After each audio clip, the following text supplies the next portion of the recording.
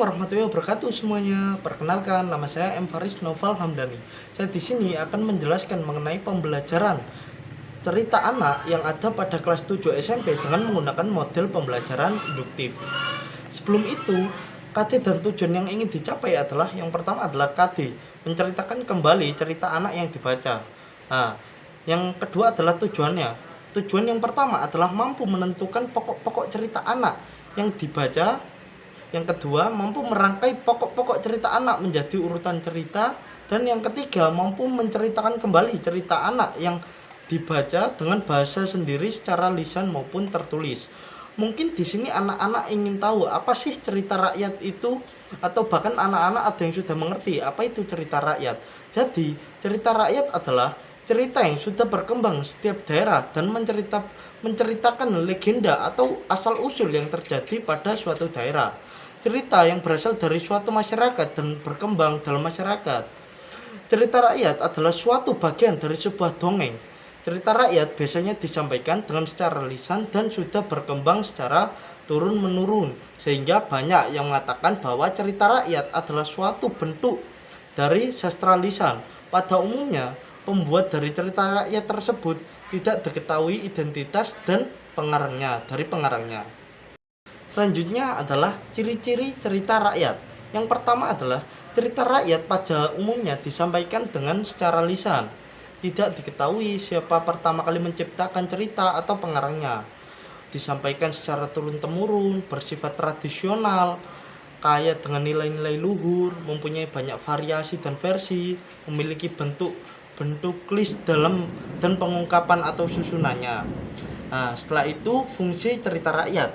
Fungsi cerita rakyat sendiri adalah yang pertama, fungsi dari sarana pendidikan adalah pada dasarnya cerita rakyat ingin menyampaikan amanat atau pesan yang ingin bermanfaat bagi kepribadian dan watak dari para pendengar. Yang kedua, fungsi dari sarana hiburan adalah bisa mendengarkan cerita rakyat seperti dongeng, legenda atau mite. Bisa merasakan seperti diajak berkelana ke dalam alam lain yang tidak bisa kita jumpai dalam pengalaman hidup seperti biasanya. Yang ketiga, fungsi dari sarana penggalang, yaitu rasa kesetiakawanan yang sangat erat di dalam warga masyarakat yang mempunyai cerita rakyat tersebut. Yang keempat, fungsi lain dari teks cerita rakyat adalah bisa sebagai pengokohan nilai-nilai sosial budaya yang berlaku di dalam masyarakat tersebut. Jenis-jenis cerita rakyat. Jenis-jenis cerita rakyat sendiri, yang pertama adalah ada legenda, dianggap pada dahulu kala pernah terjadi tetapi tidak dianggap suci. Legenda diperankan oleh tokoh manusia meskipun ada yang memiliki sifat-sifat yang luar biasa dan ada banyak juga yang sering dibantu oleh makhluk-makhluk ajaib. Tempat terjadinya legenda tersebut berada di dunia yang kita kenal dan waktu terjadinya juga belum terlalu lama. Yang kedua, mitos. Mitos atau mite yaitu cerita prosaic rakyat yang sudah dianggap pernah terjadi dan dianggap suci oleh para empunya. Yang ketiga adalah dongeng, yaitu prosa rakyat yang dianggap benar-benar terjadi atau nyata yang dianggap oleh empunya. Dongeng atau cerita tersebut tidak terkait oleh tempat ataupun waktu.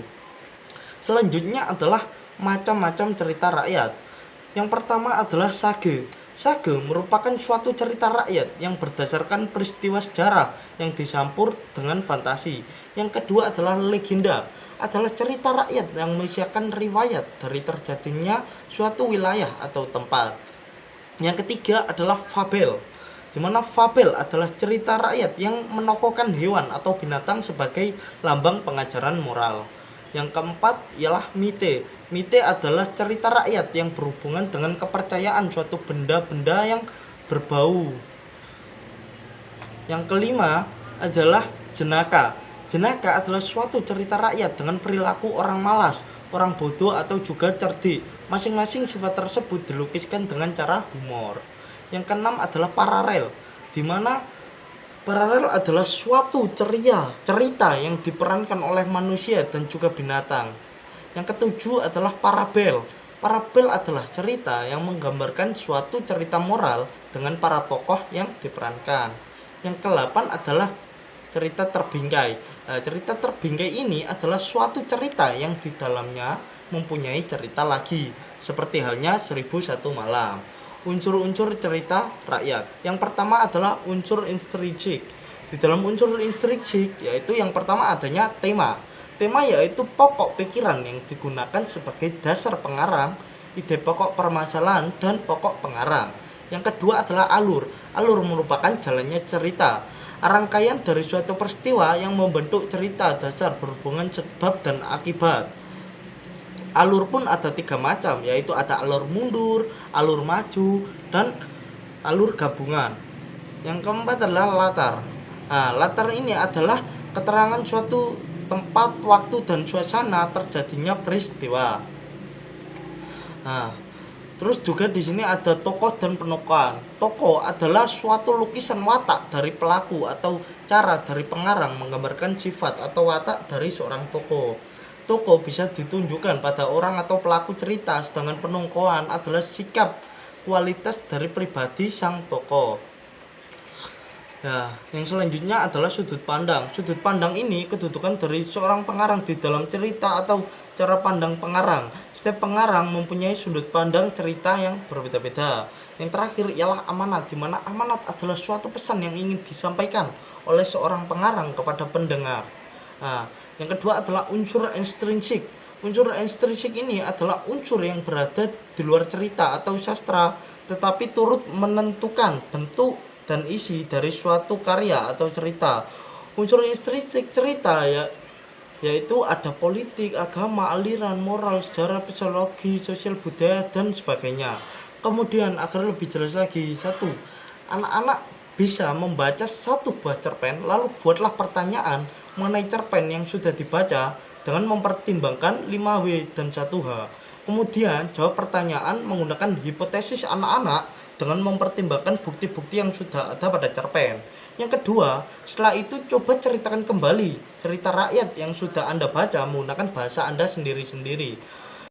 Cukup sekian, semoga bermanfaat. Apabila ada kurangnya, saya mohon maaf yang sebesar-besarnya. Dan jangan lupa like, komen, dan subscribe. Wassalamualaikum warahmatullahi wabarakatuh. Terima kasih.